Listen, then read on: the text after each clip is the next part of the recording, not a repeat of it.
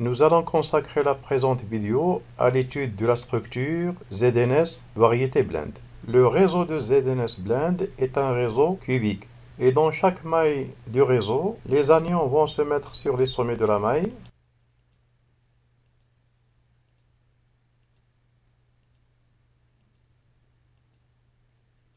ainsi que sur les centres des passes.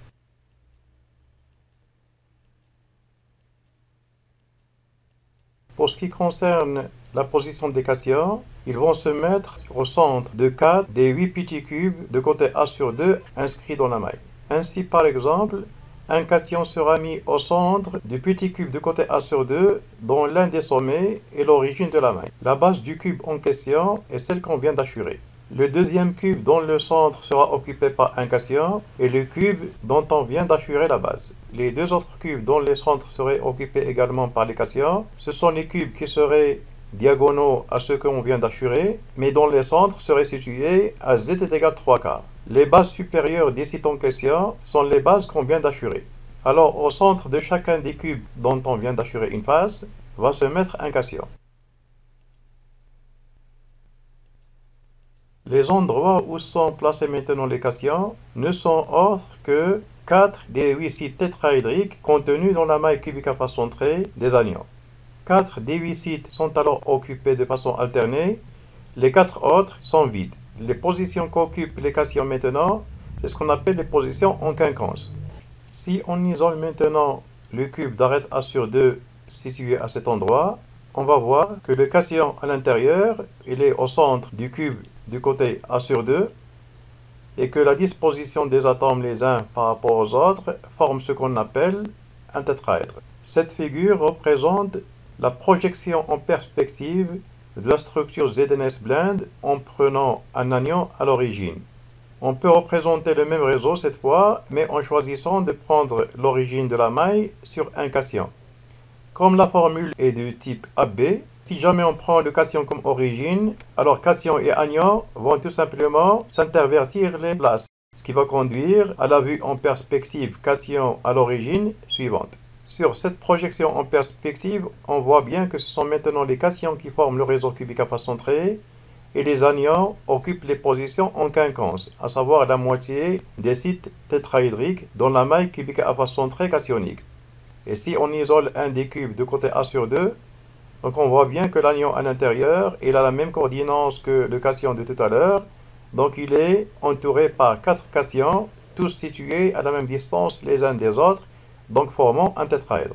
Si on projette maintenant la structure ZNS anion à l'origine sur le plan de base X, Y, comme la face supérieure, la face AB, est une face carrée, donc vu de dessus, on va voir exactement un carré. Les atomes qui sont situés sur les sommets, donc en 0 et en 1, vont se trouver confondus, et on va se contenter uniquement de représenter ceux qui sont en 0. Ceux qui sont en 1 leur sont automatiquement équivalents. Donc les sommets ici, ce sont les anions S2-, ils sont donc à la hauteur 0 en Z, c'est ce qu'on appelle la cote. Pour ce qui concerne maintenant l'atome central ici, sur cette base AB et son équivalent, donc celui-là se trouve en 0 et celui-là en 1, donc on représente que celui-là, donc il est là à la cote 0, comme les sommets. Son équivalent, donc il est en 1, on ne le note pas. Et pour ce qui concerne maintenant les cations, en projection, celui-là tombe au milieu de ce carré, celui-là va tomber ici à cet emplacement au milieu de ce carré, celui-là en projection il va tomber au centre du carré là, et celui-là il va tomber exactement à cet endroit. Donc deux cations sont situés à 1/4 en hauteur, on dit à une cote 1/4, et les deux autres vont se trouver à une cote de 3/4 de façon alternée. Les 4 positions ici, c'est ce qu'on a appelé tout à l'heure les positions en quinconce. Nous rappelons, comme nous l'avions signalé déjà pour d'autres structures ioniques, que sur les projections planes, on ne note pas les coordonnées du plan de projection, parce que ces coordonnées sont lisibles directement sur le dessin. Donc pour éviter l'encombrement, on ne note que la coordonnée dont on ne dispose pas, c'est-à-dire la troisième. Donc ici par exemple ce point-là, cet atome, on voit bien qu'il se trouve à x est égal 1/4, y est égal 1/4, c'est pas la peine de le noter. Si maintenant on fait la projection de la structure cation à l'origine, on va voir exactement la même chose qu'on avait avec anion à l'origine, sauf que les anions et cations vont s'échanger de place.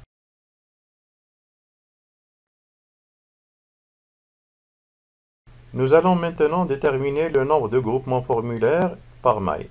Nous avons signalé déjà dans d'autres structures que le groupement formulaire correspond au nombre minimum d'anions et cations donnant une formule neutre électriquement parlant. Donc dans le cas de ZNS, le groupement formulaire ne serait que ZNS.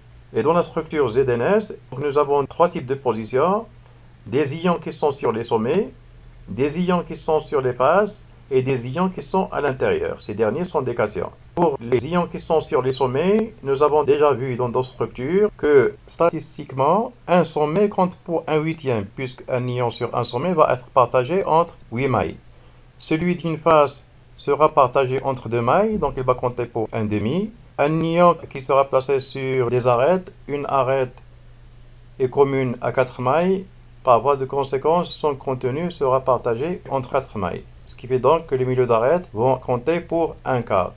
Et l'intérieur de la maille n'est pas partagé et ça va compter 1 pour la maille. Alors pour ce qui concerne le nombre des anions, et comme dans toutes les structures où les ions forment un réseau cubique aphascentré, on va avoir 8 fois 1/8 qui va correspondre au sommet et 6 faces fois 1/2, et en tout ça va être donc 1 plus 3, 4 anions, et ici ça va être donc 4 S2-. Les cations qui sont à l'intérieur ne sont pas partagées et on va avoir donc 4 cations à l'intérieur. Par voie de conséquence, dans ZNS, il y a 4 S2- et 4 ZN de plus. Par voie de conséquence, 4 ZNS. Dans la maille ZNS, il y a donc 4 groupements formulaires. Le nombre de groupements formulaires dans les structures, on le note Z. Pour ce qui concerne maintenant les coordonnées réduites des positions des ions, on vient de signaler que les anions forment un cubique aphascentré. Ils sont en nombre de 4, donc il va falloir donner les coordonnées de 4 positions. Les 8 sommets qui comptent pour 1/8, donc ils vont être représentés par un sommet, ça va être l'origine 0, 0, 0. Et les 6 faces, comme chacune compte pour 1/2, donc chaque 2 faces vont être représentées par une seule. Donc les faces AB vont être représentées par 1/2, 1/2, 0. Les faces AC vont être représentées par 1/2, 0, 1/2. Et les deux faces BC vont être représentées par 0, 1/2, 1/2. Pour ce qui concerne maintenant les positions des cations, donc ces derniers sont en nombre de 4. Donc 2 sont sur 1/4 et 2 autres sont de façon alternée à une hauteur égale à 3/4. Donc les coordonnées du premier c'est 1/4, 1/4, 1/4. Celui qui lui est opposé c'est 3/4, 3/4, 1/4. Et puis il va y avoir 1/4, 3/4, 3/4. Et le dernier c'est 3/4, 1/4, 3/4. Nous avons signalé tout à l'heure que les 4 positions ici, c'est ce qu'on appelle les positions en quinconce. Donc ce sont les 4 positions tétraédriques alternées parmi les 8 positions tétraédriques. Maintenant qu'on dispose des positions des anions et des cations en considérant l'anion à l'origine, comme c'est le cas ici sur la vue en perspective, on peut maintenant remonter facilement à la disposition de ces mêmes ions si on considère l'indication à l'origine. Lorsque les anions étaient à l'origine, les cations occupaient de façon alternée le centre de la moitié des cubes de côté A sur 2. Les positions ainsi obtenues s'appellent les positions en quinconce. Si on considère maintenant l'indication à l'origine, par exemple celui situé en 1/4, 1/4, 1/4, donc si on le prend comme origine, il doit subir donc 3 translations suivant x, y, z de moins 1/4, moins 1/4, moins 1/4 pour devenir 0, 0, 0. Comme tous les cations sont liés les uns aux autres, les autres positions doivent donc être affectées des mêmes translations. À chaque fois, on doit retrancher 1/4 aux coordonnées x, y et z. Ainsi, 3/4, 3/4, 1/4 va devenir 1/2, 1/2, 0. La troisième va devenir 0, 1/2, 1/2. Et la quatrième va devenir 1/2, 0, 1/2. On voit de façon claire que les cations dans ce cas vont occuper les sommets et les centres des faces, et de ce fait, ils forment un réseau cubique aphascentré.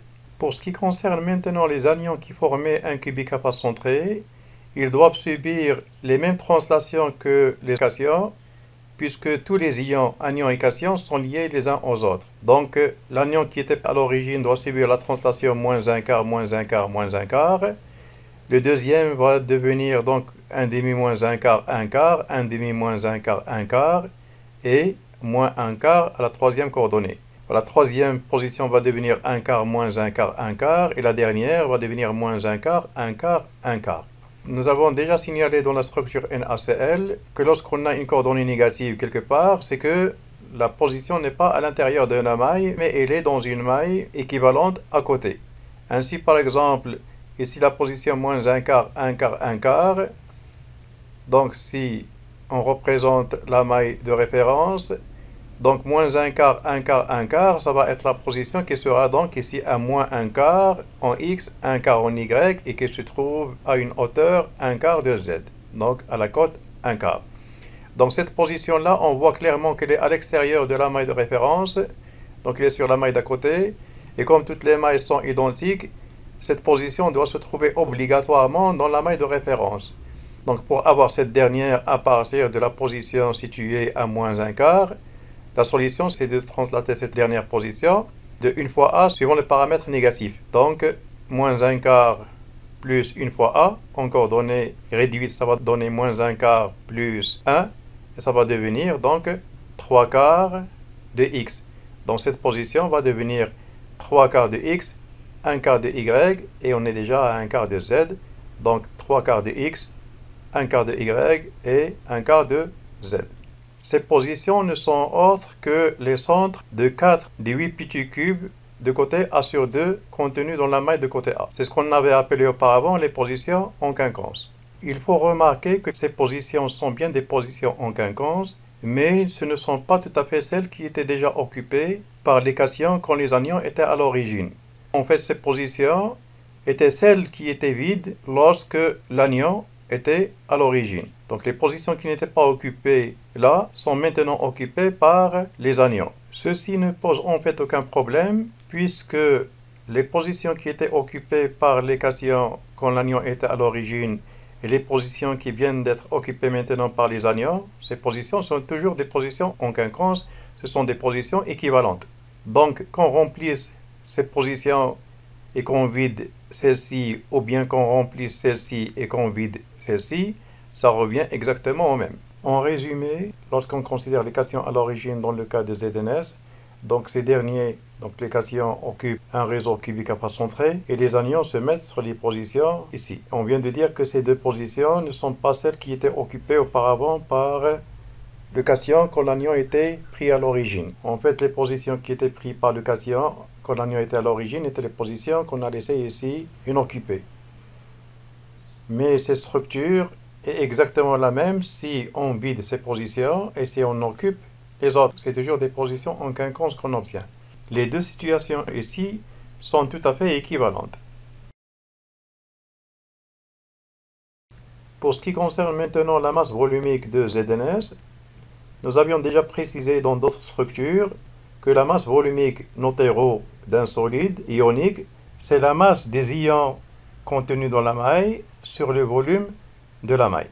La masse volumique du solide serait donc égale au nombre de groupements formulaires par maille fois la masse d'un seul groupement, et ça va donner donc la masse des ions contenus dans la maille sur donc le volume de la maille. Si maintenant on note grand thème la masse molaire d'un groupement formulaire, alors la masse d'un seul groupement formulaire, ça va être la masse molaire sur le nombre d'Avogadro. Donc ça va être la masse d'un seul groupement formulaire qu'il faudrait multiplier par le nombre Z de groupements formulaires pour avoir finalement la masse de Z groupements formulaires qu'il faut diviser ensuite donc par le volume de la maille. Donc par voie de conséquence, la formule générale de la masse volumique c'est ρ est égal à Zm sur Nv.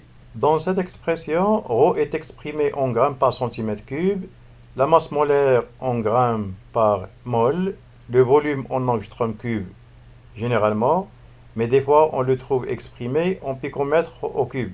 Et le nombre d'Avogadro, il est égal à 6,0210 à la puissance 23 par mol. Dans les applications numériques, comme ρ doit être exprimé en grammes par centimètre cube, mais le volume en angstrom cube, qui est l'unité atomique, il ne faut pas oublier de convertir l'angstrom cube en centimètre cube. Ainsi, comme un angstrom est égal à 10-8 cm, et un angstrom cube serait donc 10-24 cm3, alors 10-24 fois 10-23 qui vient du nombre d'Avogadro, ça va donner 10-1, ici on produit, et 10-1 par 602, ça va donner 0,602. Par voie de conséquence, la formule simplifiée pour le calcul de ρ est Zm sur 0,602 Vm. Dans cette formule, il faut utiliser Vm en angstrom cube et on va tomber directement sur ρ en grammes par centimètre cube parce que la conversion est déjà comprise dans le terme 0,602. Pour ce qui concerne maintenant la densité d'un solide cristallisé, sa densité donc est égale au rapport de sa masse volumique sur la masse volumique de l'eau. Et comme la masse volumique de l'eau c'est 1 gramme par centimètre cube, donc c'est 1, ce qui fait que du point de vue valeur, la densité est égale à ρ du solide. Donc la densité et la masse volumique ont la même valeur, sauf que pour la masse volumique on l'exprime en grammes par centimètre cube, et pour la densité, elle n'a pas d'unité, puisque ce sont des grammes par centimètre cube sur des grammes par centimètre cube. Donc la densité n'a pas d'unité. Pour ce qui concerne maintenant la coordination des ions, dans les structures ioniques, la coordination des cations va correspondre au nombre d'anions le plus proche situés à la même distance. Et ces anions vont être donc répartis de façon équilibrée autour du cation. Par voie de conséquence, ils vont être situés sur une sphère d'un rayon donné, qui est la distance entre l'anion et le cation. Et c'est pour ça que pour un cation, on parle de la sphère de coordination. De même, la coordination d'un anion sera constituée par le nombre de cations le plus proche répartis de façon équilibrée autour de l'anion. Et donc ces cations vont former autour de l'anion une sphère de coordination qu'on va appeler la sphère de coordination anionique. Dans le cas de ZNS, nous avions expliqué tout à l'heure qu'un cation donné va se trouver au centre d'un petit cube de côté A sur 2, à savoir sur un site tétraédrique. Ce site isolé montre bien que le cation est entouré par 4 anions, tous situés à la même distance, et la distance entre les anions c'est A sur 2 racine de 2. Donc la figure est bien une figure tétraédrique. Comme la formule du composé est de type AB, un anion pour un cation, ce qu'on a raconté pour le cation va être raconté exactement pour l'anion. Effectivement, si on prend l'origine sur cation et on prend un anion et on l'isole, on voit clairement, comme ce qui a été le cas pour le cation, que l'anion lui aussi occupe un site tétraédrique formé par les cations situés tous à la même distance les uns des autres, et cette distance n'est autre que A sur 2 racine de 2. Dans ZNS, la coordination du cation est égale alors à 4 et la coordination de l'anion est égale à 4 également. On dit que la structure ZNS et toutes les structures donc, qui vont être équivalentes, de même type, vont être caractérisées par les indices de coordination 4, 4. Le premier 4, c'est la coordination du cation, et le deuxième, c'est celle de l'anion. Ici, il n'y a pas de problème parce que la coordination est la même pour cation et anion. Mais on va voir dans série 2 la coordination du cation n'est pas la même que la coordination de l'anion. Donc l'ordre suivant lequel on écrit ces indices va être important.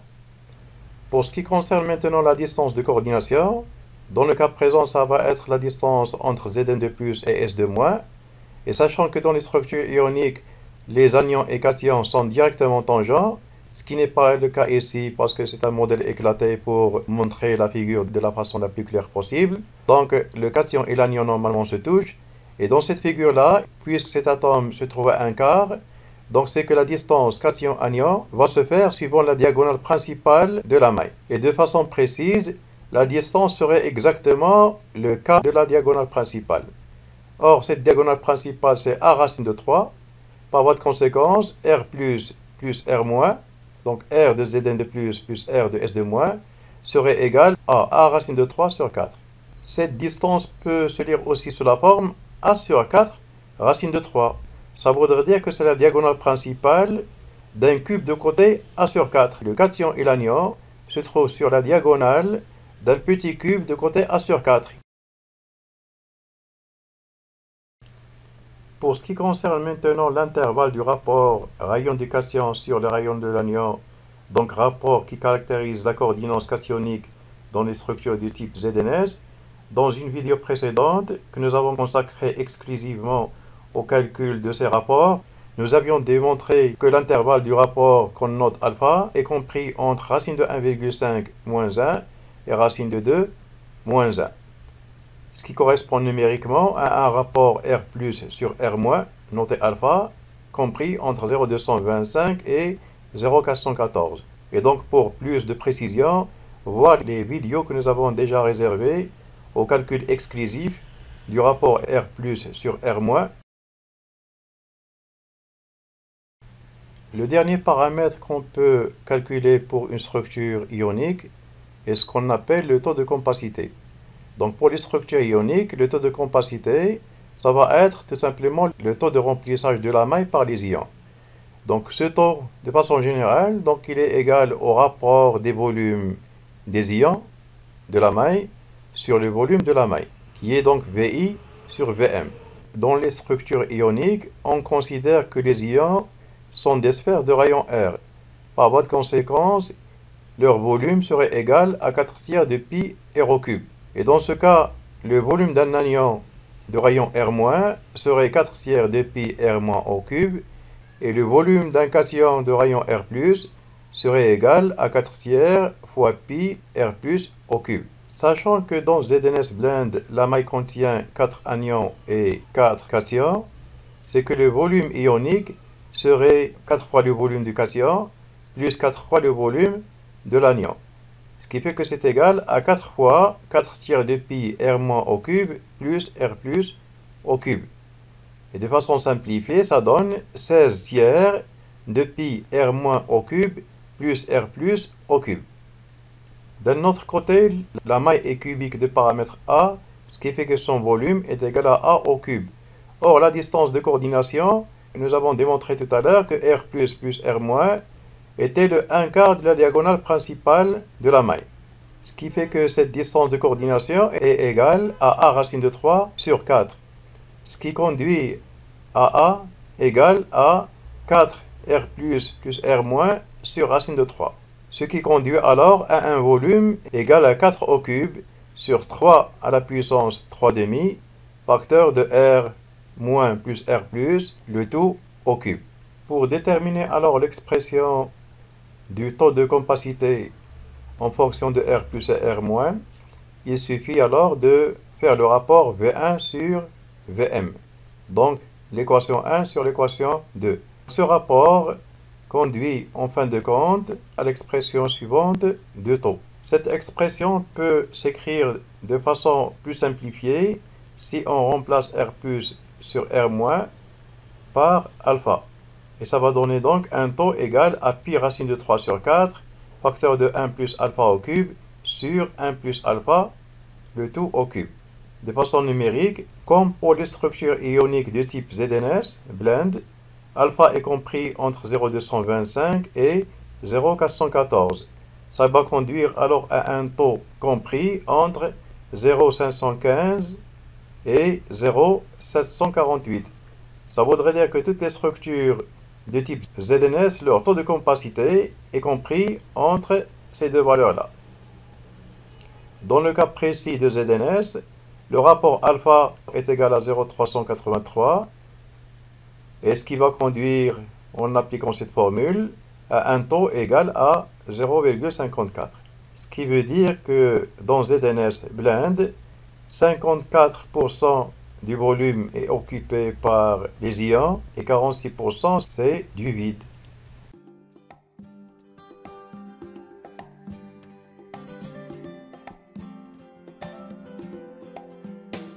J'espère que la présente vidéo vous a bien servi et à la prochaine.